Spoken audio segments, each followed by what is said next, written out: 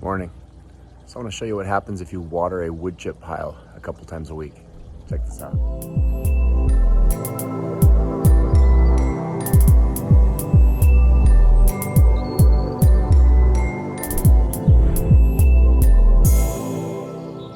Alright, so I wanted to show this off. I probably got these wood chips about a month ago or something. A few weeks maybe. I don't know. And my friend got too much wood chips from his chip drop. So of course I wanted some of them, and I dispersed them around my yard, a few different spots. And again, it's winter, so my banana trees are starting to slow down in their growth. My loofahs and a lot of my other plants, cassava. So the decay process in the wood chips is going to be slowing down because it's cooler.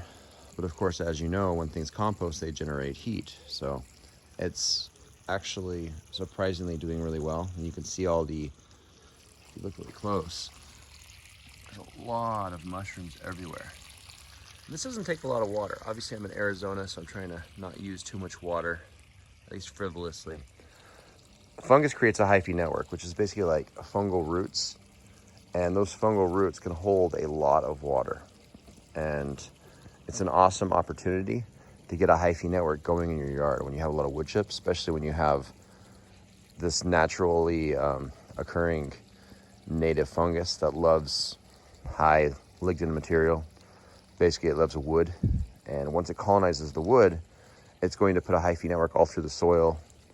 And it'll actually form associations with mycorrhizal fungi that's already in my soil, which basically means these nutrients right here are going to be absorbed or assimilated by this fungal network. So right here you see a bunch of fruiting bodies, and a lot of people, they just don't know that fungus, the majority of the fungus actually exists underground. You have a very small percentage of the fungal network that actually exists as the fruiting body, the little cap that comes out with the spores.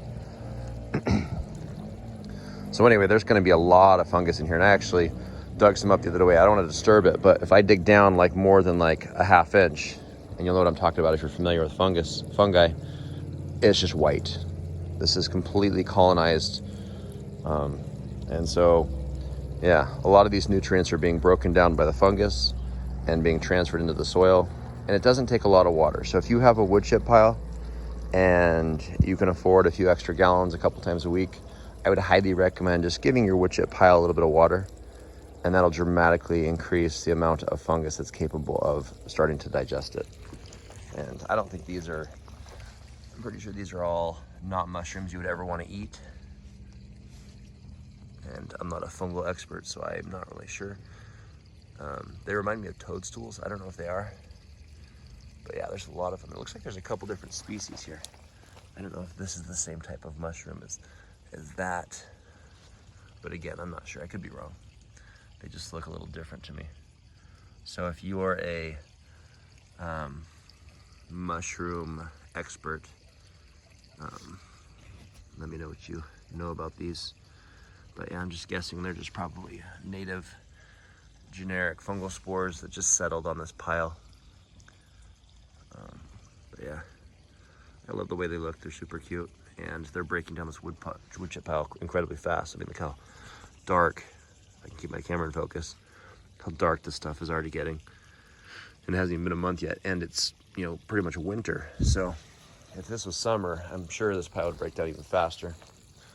So anyway, just some ideas if you have a wood chip pile completely covered with mushrooms.